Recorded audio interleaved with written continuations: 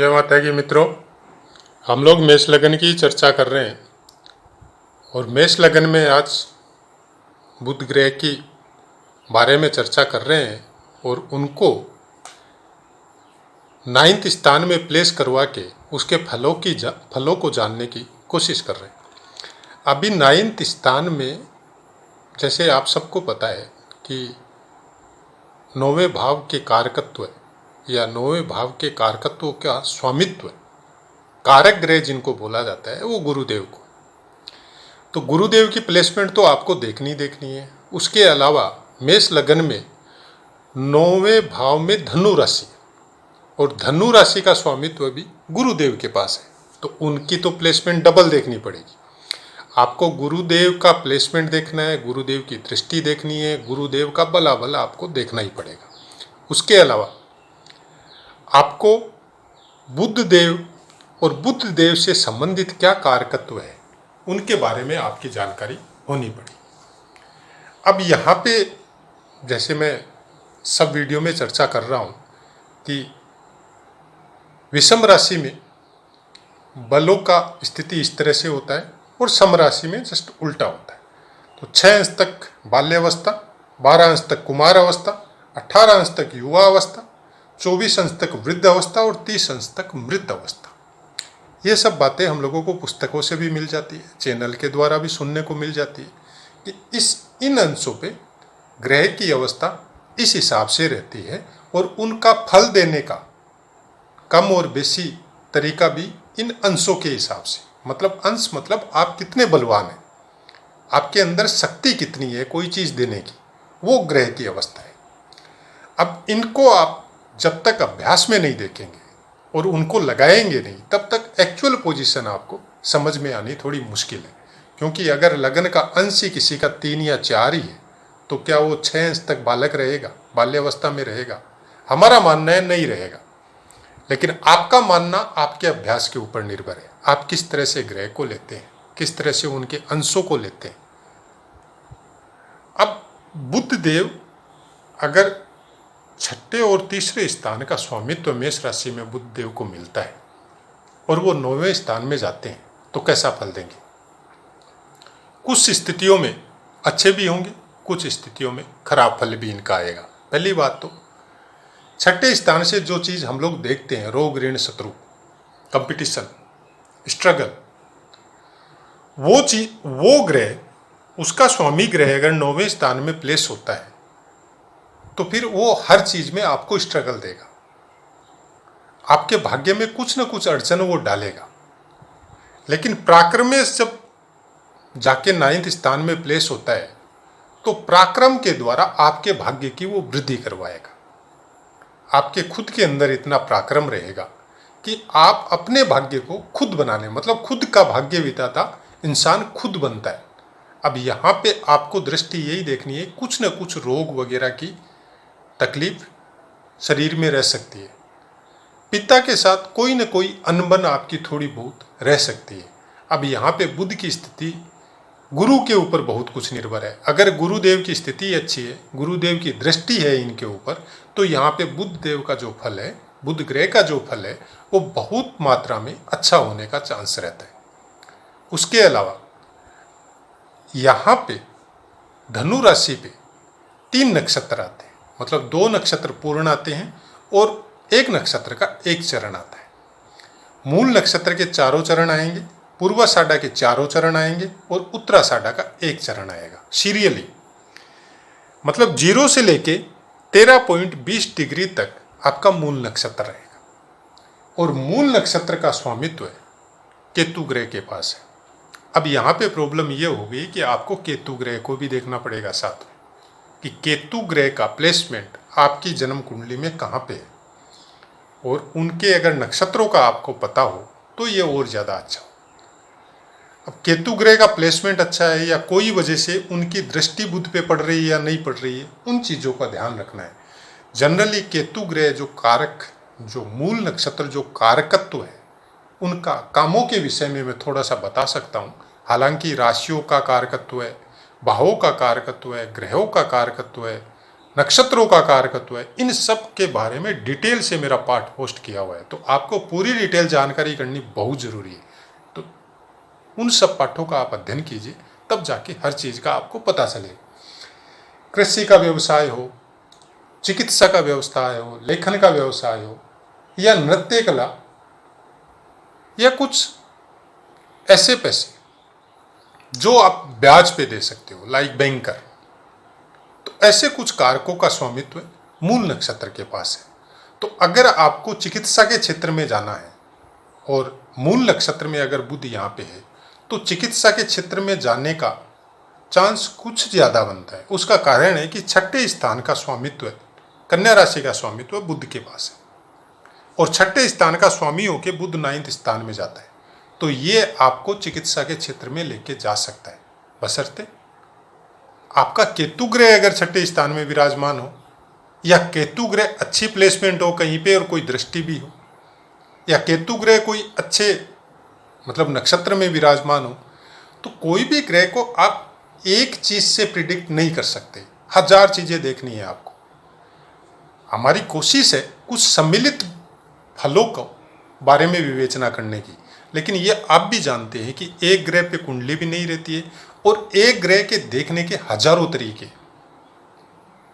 बहुत कुछ डिपेंड करता है आपके अपने ज्ञान के ऊपर, आपके अपने अभ्यास के ऊपर, कि आप उसमें कितने पारंगत हैं।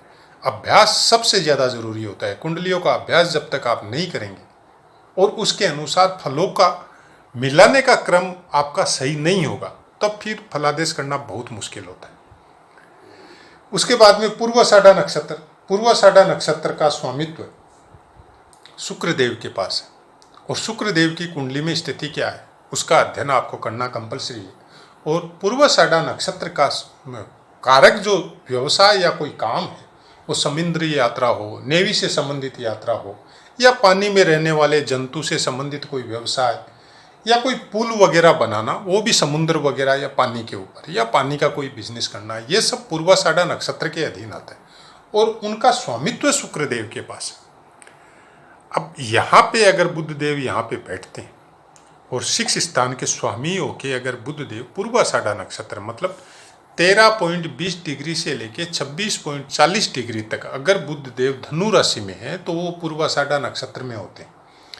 अगर वहाँ पे वो प्लेस है, तो आपका भाग्य कुछ ऐसी जगह हो सकता है जहाँ पे समुद्र की, नदी की भरपूर मात्रा हो, चाहे नेवी हो, डिफेंस में, चाहे बिजनेस से संबंधित कुछ ऐसे काम जिनको समुद्र के द्वारा यात्राओं से आदान प्रदान हो, या समुद्र से निकलने वाली चीज़ों का काम हो। अब बाकी ग्रहों का दृष्टि या बाकी ग्रहों का प्लेसमेंट किस तरह से होता है, शनि का साथ हो जाए तो आपको गैस, तेल उत्खनन वो सब कामों में जा सकते हैं। अगर मंगल का साथ हो जाए, मंगल का प्रभाव यहाँ पे हो जाए, तो आप डिफेंस लाइन, नेवी वगैरह में जा सकते हैं। तो इसी तरह से आपको देखना पड़ेगा। अगर आपको गुरु का साथ मिल जाए यहाँ पे, या शुक्र का खुद का ही साथ मिल जाए, तो आपके पास लग्जरी योट वगैरह वो सब टाइप के हो सकते हैं, और उसी से आप पार्टियां वगैरह करके या लोगों को ट्रेवलिंग करवा के उसका बिजनेस कर सकते हैं। तो ये सब चीज़ें जब तक हम लोग अपने दिमाग में उन कारकत्वों, उन चीज़ों को समझेंगे नहीं, उन बातों को समझेंगे नहीं, तब तक फलादेश करने में बहुत मुश्किल है। आपको नक्षत्रों के कारकत्वों का डीपली अध्ययन करना ही पड़ेगा कोई भी ग्रह का फलादेश करने के पहले।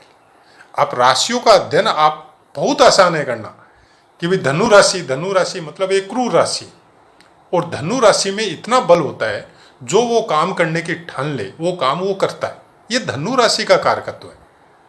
उनका निशान भी आपने देखा होगा कि तीर का निशान है। तीर का निशान से आप क्या समझेंगे, उसको आपको ये चीज़ दिमाग में सेट करनी पड़ेगी कि जिस इंसान का धनु राशि है वो एक अपना गोल बना के रखता है, अपना एक टारगेट बना के रखता है, और उसकी दृष्टि हमेशा उस टारगेट पे रहती है, उससे कभी भी इधर उधर नहीं होती, और उस टारगेट को अचीव करने के लिए वो कुछ भी कर सकता है। बाकी ग्रहों के ऊपर डिपेंड करता है कि वो वहाँ पे कुछ कर सका या नहीं कर सका। आप सपोज धनु राशि डिफेक्टिव हो गई, कोई क्रूर ग्रह या कोई पाप ग्रह वैसा बैठ गया है, या गुरु की स्थिति ठीक नहीं है, तो उस टारगेट जो उसने सेट किया हुआ है उसकी कमी या उससे संबंधित हीन भावना ऐसे जातक में हमेशा रहेगी कि मेरा वो काम नहीं हो सका, मैंने वो काम नहीं कर सका। मैं धनु राशि अपने टारगेट को मरते दम तक नहीं भूलती है। या तो उसको अचीव करती है, और अचीव अगर नहीं कर सकी तो उसको भूलती नहीं है। वो हमेशा उसके अंदर एक फांस बन के मन में चुभा हुआ रहता है।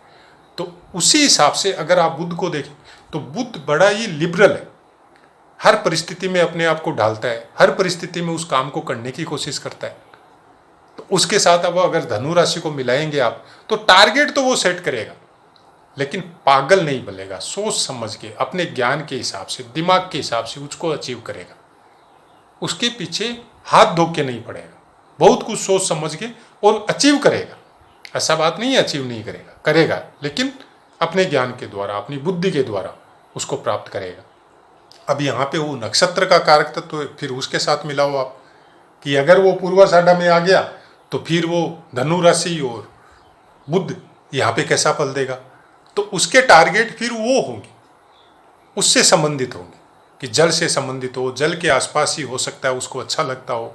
और फिर कोई समय में उसका टारगेट भी वो हो जाए कि मेरा बड़ा एक लग्जरी याट हो, या बड़ा, अब सपोज डिफेंस में आ गया तो ये कोशिश हुई मैं पनडुब्बी में भी यात्रा करूं, मैं बड़े स्टीमर में यात्रा करूं।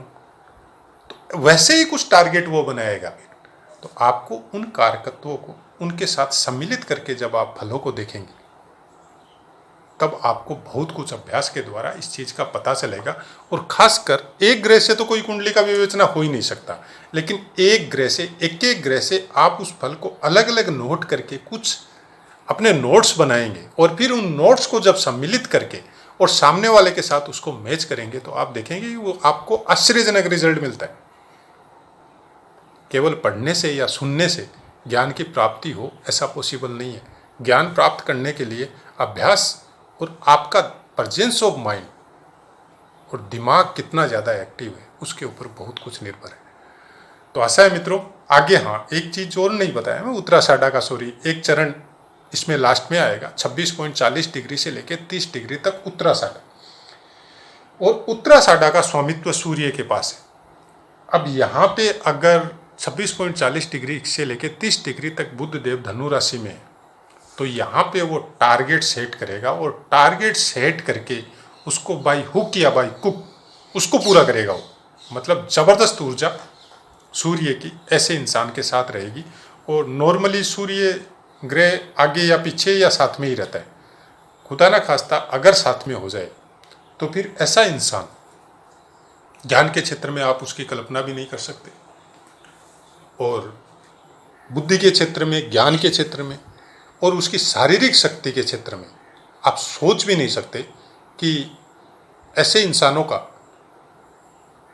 भाग्य पिता की वजह से भी बढ़ता है। पिता बहुत बड़े बिजनेसमैन या बहुत बड़े इंडस्ट्रियलिस्ट भी हो सकते हैं, पिता का नाम बहुत बड़ा हो सकता है, पिता का फेम बहुत बड़ा हो सकता है, और उसी बिजनेस को पिता के समकक्ष या पिता से भी अपवार ले जा सकते हैं अगर सूर्य देव का साथ मिले उत्तराषाढ़ा नक्षत्र में। तो उसी हिसाब से आपको समझना पड़ेगा। उत्तराषाढ़ा नक्षत्रों का कारकत्व है आपको, मतलब युद्ध से संबंधित हो सकता है, डिफेंस लाइन से संबंधित हो सकता है, या टिम्बर जो समुद्र के द्वारा इधर उधर टिम्बर बड़े बड़े याट वगैरह होते हैं उन सब का काम हो सकता है, या बड़े बड़े उद्योग, बड़े बड़े इंडस्ट्रियलिस्ट, मतलब छोटे काम उत्तराषाढ़ा नक्षत्र के अधीन नहीं आते। जो भी काम होगा बड़ा होगा, डिफेंस का लाइन में भी होगा तो कोई ऊंचा पदवी, हाई रैंक का पदवी में ऐसा इंसान जाएगा अगर सूर्य देव का साथ मिले। और भगवान करे अगर मंगल भी स्ट्रोंग हो तो बहुत अच्छी बात है, फिर तो इनको कोई रोकने वाला ही नहीं है। लेकिन सूर्य देव अगर पूर्ण बली हो और गुरुदेव का भी साथ मिले तो ऐसा इंसान डिफेंस के सेक्टर में बहुत उच्चतम उन्नति कंफर्म करता है। बाकी ग्रह आपकी कुंडली में कैसे प्लेस है, दशा महादशा है, ग्रहों का गोचर है, उनका एक अलग इफेक्ट होता है। और गोचर के विषय में बहुत वीडियो मेरे पोस्ट किए हुए हैं कि गोचर कैसे देखना चाहिए, कहाँ शुभ होता है ग्रह, कहाँ अशुभ होता है, उनका एक अलग मतलब होता है। क्योंकि जन्म पत्री में एक चीज़ हमेशा ध्यान में रखिए कि जिस समय जन्म हुआ, जो प्लेसमेंट ग्रहों की, नक्षत्रों की हम लोगों को मिली, वो हम लोगों का फाउंडेशन है, उसके अनुसार हम लोग तरक्की करेंगे। जैसे एक बीज जमीन में जब बोया जाता है तो उस बीज की जो फाउंडेशन है, उस फाउंडेशन के हिसाब से वो पेड़ तरक्की करेगा। तो उस समय के प्लेसमेंट जो ग्रह हैं उसकी फाउंडेशन के हिसाब से हम लोग ऊपर उठेंगे। लेकिन उस ऊपर उठने में आने वाले क्लाइमेट चेंज और मौसम का उस बीज पे जैसे इफेक्ट होता है, वैसे ही जीव के ऊपर, हम लोगों के ऊपर गोचर में जो ग्रह प्लेस होते हैं, गोचर में जो ग्रह चलते रहते हैं, उनका असर होता है। अब किसी का, आज मान लीजिए मेरा गुरु का महादशा मेरे को बहुत ऊपर तक लेके जाएगा, लेकिन अगर मेरी पूरी जिंदगी में ही मेरे को गुरु का महादशा नहीं मिला तो फिर वो फल मेरे को प्राप्त नहीं होंगे। उन सबको समझना बहुत जरूरी होता है, और उन सबको समझने के बाद में ही हम लोगों को कुछ मिलता है। केवल एक कुंडली देख के आपको किसी ने फेसबुक पे या व्हाट्सएप पे कुंडली भेज दी, आप और उसके बारे में बताना चालू कर दिया, तो एक तो आप ज्योतिष के ज्ञान के साथ भी कुछ गलत कर रहे हैं, और जिसको बता रहे हैं उसके साथ भी गलत कर रहे हैं, और खुद के साथ तो गलत हो ही रहा है।